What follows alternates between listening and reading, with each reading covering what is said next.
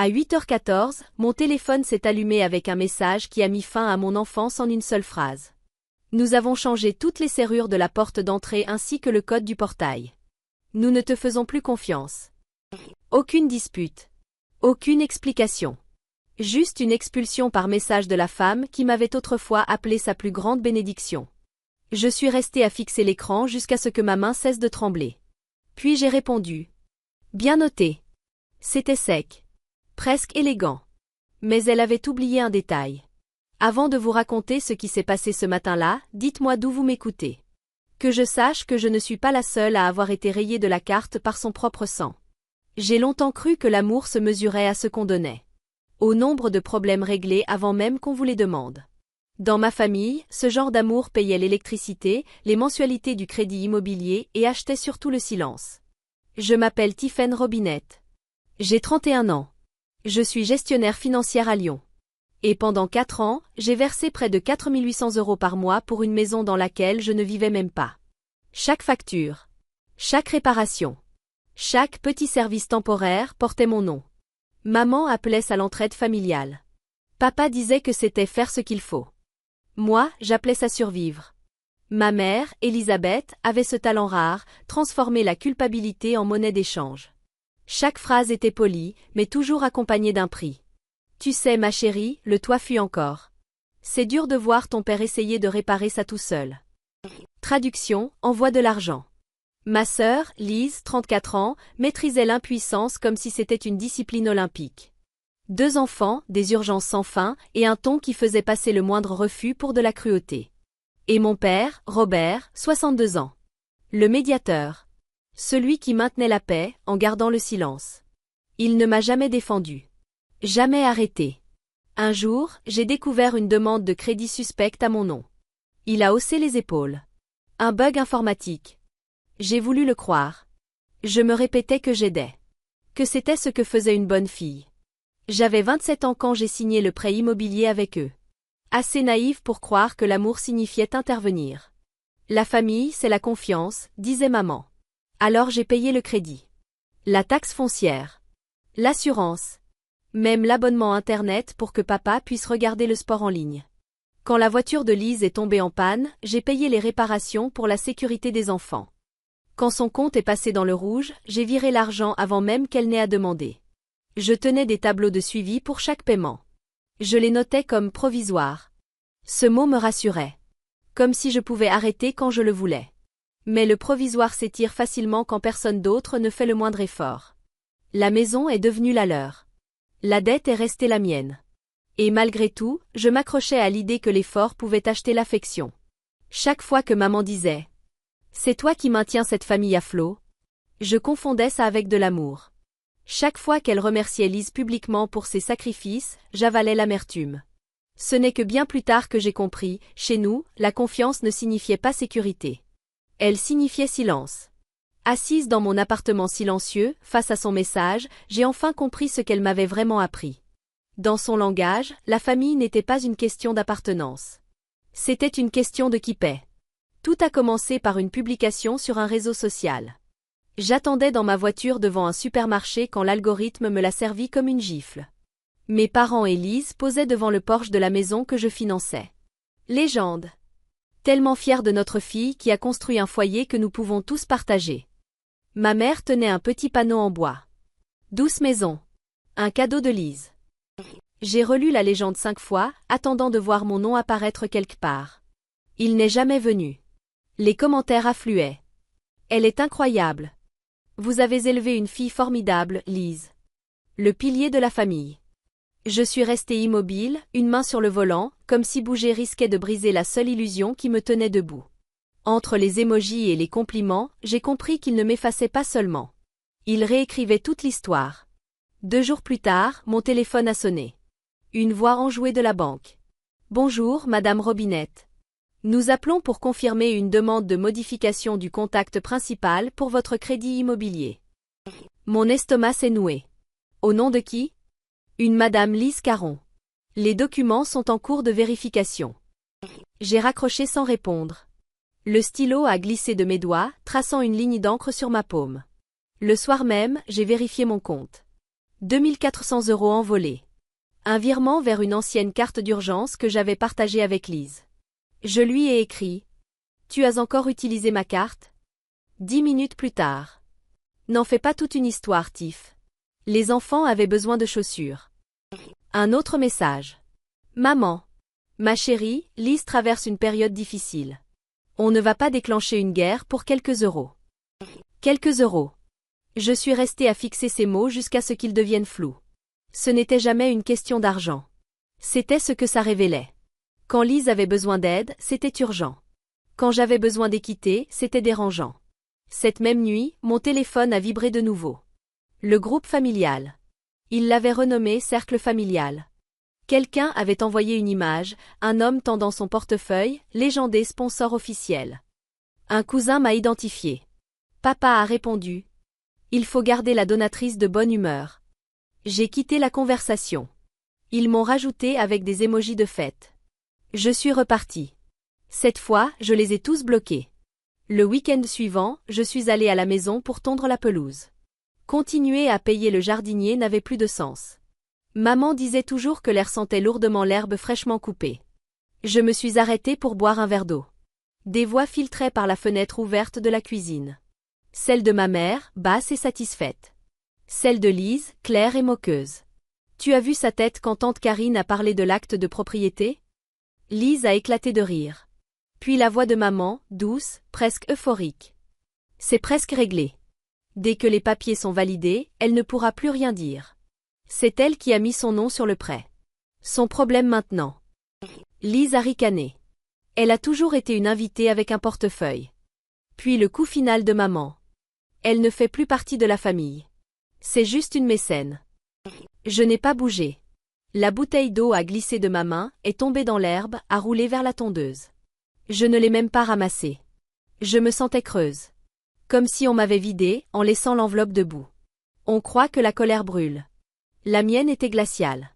Chaque mot se figeait en quelque chose de net, précis. À cet instant, je n'ai plus voulu faire partie d'eux. Je n'ai plus voulu d'explications. Ni d'excuses. Je voulais la vérité. Et le contrôle. Cette nuit-là, je n'ai pas pleuré. Je ne me suis même pas servi un verre. Je me suis assise à mon bureau. La lumière de mon ordinateur éclairait une pile de courriers non ouverts, relevés de crédits immobiliers, factures de réparation, reçus avec mon nom en bas à droite. Chaque feuille était la preuve du mensonge dans lequel je vivais. J'ai ouvert mon application bancaire. Puis le tableau de suivi que je tenais depuis des années. Ligne après ligne, crédit immobilier, taxes foncières, réparation du toit, garderie, courses. 4 ans de ce qu'ils appelaient de l'aide s'élevaient à 211 724 €. Le chiffre ne m'a plus effrayé. Il m'a stabilisé. À 23h46, j'ai annulé tous les virements automatiques. La prochaine échéance tombait le 15. Pas cette fois. J'ai envoyé un message court à ma mère. Bien noté. C'était habile. Mais tu as oublié un détail. Pas d'émoji. Pas de signature. Juste un point final à une phrase de 4 ans. Puis j'ai commencé mon audit. J'ai ressorti les anciens messages, courriels, photos. Chacun était un reçu de leur sentiment de droit. J'ai créé des dossiers, paiements, factures, messages, audio. Quand j'ai réécouté l'enregistrement capté par hasard depuis la fenêtre ouverte de la cuisine, je l'ai renommé « Vérité Cuisine ». Pour la première fois depuis des mois, j'ai dormi d'une traite. 3 jours plus tard, une enveloppe blanche épaisse a glissé sous la porte de mon appartement. À l'intérieur, une invitation imprimée en lettres dorées. Venez célébrer les 60 ans d'Élisabeth Caron. En bas, une citation en écriture élégante. Une maison n'est un foyer que grâce à la famille. J'ai éclaté de rire. Le son m'a surprise moi-même. J'ai accroché l'invitation sur mon réfrigérateur, juste à côté de l'impression de mon tableau de compte. 2 hôtels côte à côte. Leur fantasme. Ma réalité. Cette semaine-là, j'ai appelé mon grand-père, Guillaume. Le seul qui m'ait jamais parlé sans rien attendre en retour. Quand il a décroché, je n'ai même pas dit bonjour. Ils m'ont appelé une mécène. Il a soufflé lentement. Alors il est temps qu'il découvre ce qui arrive quand une mécène cesse de financer. Il avait raison. Je n'avais pas besoin d'une vengeance enflammée. J'avais besoin de précision. J'ai imprimé chaque preuve de paiement, classée par moi comme des dossiers judiciaires. J'ai téléchargé l'audio. Sauvegarder les captures d'écran du groupe Cercle familial, les images moqueuses, les rires, les plaisanteries de mon père. J'ai même récupéré le relevé de crédit montrant le fameux bug informatique de l'an dernier. Quand j'ai terminé, mon appartement ressemblait à une salle d'archives. Je ne comptais pas les confronter. Pas encore. Je voulais d'abord le silence. Les laisser se demander pourquoi la prochaine mensualité ne tombait pas. Car j'avais appris une chose, le silence rend les gens bruyants. Quand ils finiraient par me contacter, ce ne serait pas pour s'excuser. Ce serait pour paniquer. Et là, je leur rappellerai que la seule chose plus coûteuse que la trahison, c'est la preuve. Le soir de la fête, l'air lyonnais était lourd, comme si le ciel retenait son souffle. Je suis arrivée avec 10 minutes de retard. Volontairement. La salle de réception brillait d'or et de vert, les couleurs que maman appelait ses teintes royales. Les serveurs circulaient entre les tables avec des flûtes de champagne. Tout le monde souriait de ce sourire tendu que les familles arborent quand elles font semblant que tout va bien. Je suis restée un instant près de l'entrée. Un diaporama défilait sur un grand écran, vacances, fêtes, photos de famille. Quand l'image de la maison est apparue, la salle a applaudi. La voix de ma mère, douce et fière, a résonné. Construite avec amour, entretenue par la confiance et transmise avec fierté. Confiance. Le mot a grésillé en moi. J'ai avancé. Mes talons claquaient sur le marbre. Personne ne m'a arrêté. Peut-être ne pensait-il pas que je viendrais. Peut-être avait-il oublié que je ne manquais jamais une échéance. Lise était sur scène, micro à la main, sourire figé pour les photos. Cette maison représente le sacrifice et l'amour. Nous avons tous travaillé si dur pour la préserver. Travailler. J'ai presque ri. J'ai attendu que les applaudissements s'éteignent. Puis j'ai fait 2 pas en avant. Le micro a grincé quand j'ai parlé. Je ne comptais rien dire ce soir, ai-je commencé d'une voix stable. Mais puisqu'on célèbre l'héritage, parlons de ce qu'il a réellement coûté. Quelques têtes se sont tournées. Le sourire de ma mère a vacillé. Tiffaine, a-t-elle murmuré, un avertissement dans la voix. J'ai levé la main. Je serai brève. J'ai sorti de mon sac une petite clé USB. Quelqu'un peut lancer ceci? Mon cousin, curieux, l'a branché à l'ordinateur relié au projecteur. L'écran a clignoté. Au début, seulement un léger bruit de fond. Puis la voix de ma mère a envahi la salle. Claire. Familier. Impitoyable. Elle ne fait plus partie de la famille. C'est juste une mécène. Un souffle collectif a parcouru la pièce. Un verre est tombé. Le tintement a résonné. Mon père s'est raidi sur sa chaise. Lise a pâli. Je ne les ai pas regardés. J'ai lancé le fichier suivant. Une capture d'écran du groupe Cercle familial est apparue en grand sur l'écran. L'image suivante montrait la plaisanterie. Un homme tendant son portefeuille, légendé, énergie de grande mécène. Juste en dessous, le message de mon père. Il faut garder la donatrice satisfaite. Je me suis tournée vers la salle. Voilà à quoi ressemble l'héritage familial chez nous. Puis est apparue la dernière diapositive, mon tableau de compte. Ligne après ligne de paiement, datée, détaillée. Crédit immobilier, taxes foncières, réparation, assurance. Le total encerclé en rouge, 211 724 €. Voici le prix de votre héritage, ai-je dit calmement. Silence. Même l'air semblait figé. Le visage de ma mère s'est durci, puis fissuré. Tu nous humilies, a-t-elle chuchoté. Je l'ai regardé droit dans les yeux. Non. Je clarifie les comptes. Mon père s'est levé brusquement. Tu ne viens pas ici embarrasser ta mère le jour de son anniversaire. Embarrasser, ai-je répondu posément. Comme quand tu as utilisé mon dossier bancaire pour contracter un prêt l'an dernier. Sa bouche s'est ouverte, puis refermée. J'ai les documents aussi. Lise s'est levée à son tour, la voix tremblante. C'était de l'entraide familiale. On était tous d'accord. Tous, les jeux coupés. Étrange. Je ne me souviens pas avoir signé cet accord.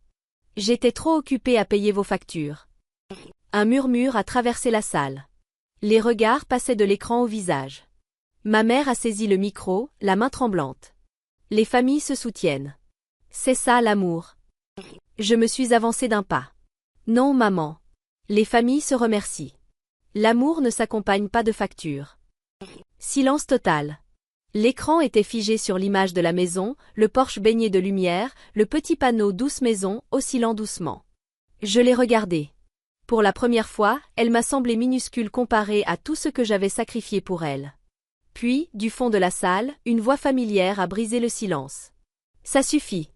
Les têtes se sont tournées. Mon grand-père, Guillaume Robinette, se tenait près de la porte, sa canne à la main, le regard brûlant. Il a avancé lentement. Le bruit régulier de sa canne résonnait plus fort que les chuchotements. Il s'est arrêté près de moi, a pris le micro et s'est tourné d'abord vers ma mère. « Tu as élevé une voleuse » a-t-il dit doucement. Les mots ont frappé plus fort qu'un cri. Puis vers mon père. « Et un lâche » Les lèvres de ma mère tremblaient. « Papa, je t'en prie. » Il a levé la main.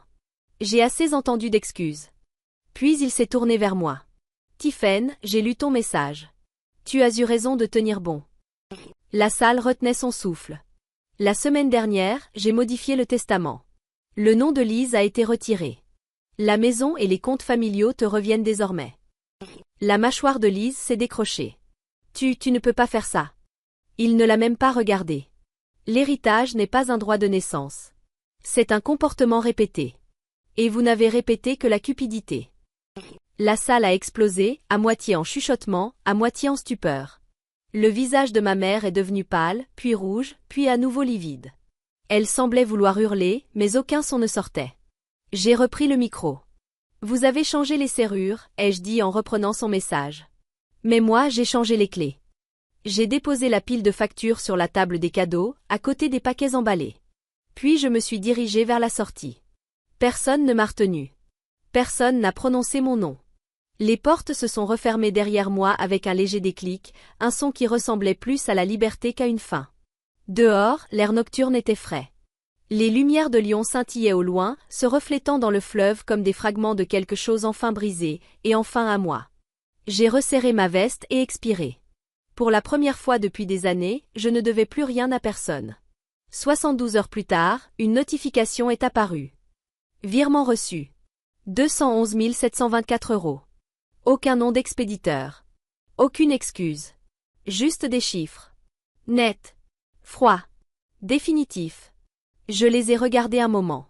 Puis j'ai refermé l'ordinateur et laissé échapper un souffle que je retenais depuis longtemps. Le silence qui a suivi n'était pas vide. Il était mérité.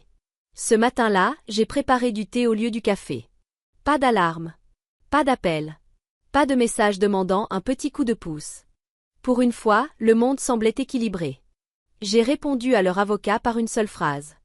Virement reçu. Aucun autre contact nécessaire. Puis j'ai supprimé la conversation. Plus tard dans la semaine, je suis allé chez mon grand-père. Il était assis sur le porche, une tasse à la main, comme s'il savait que je viendrais. Ils ont payé, ai-je dit. Il a hoché la tête. Bien sûr. La culpabilité paie toujours en retard, mais elle paie. Nous sommes restés un moment en silence. Puis il a ajouté. Le pardon exige des responsabilités. Ils ne les ont pas assumées. Je sais, ai-je répondu. La paix n'a pas besoin de leur permission. Il a esquissé un sourire. Voilà quelqu'un qui comprend enfin le prix de la liberté. Quand je suis parti, le soleil badorait le porche. J'ai compris que la paix ne s'annonce pas. Elle arrive doucement quand le bruit s'éteint. Ils ont changé les serrures. C'est la première chose qu'ils ont faite pour moi depuis des années. Ils ont changé les serrures. Moi, j'ai changé de vie. Et pour une fois, le silence entre nous ne faisait pas mal. Il était propre. Je croyais autrefois que la famille se méritait en donnant assez. Aujourd'hui, je sais que l'amour véritable n'envoie pas de facture. Si vous avez déjà dû tracer une limite avec des personnes de votre sang, sachez ceci. Vous n'êtes pas seul. Racontez votre histoire en commentaire. Parce que quelque part, quelqu'un apprend la même vérité que moi. La paix ne se reçoit pas. Elle se reconquiert.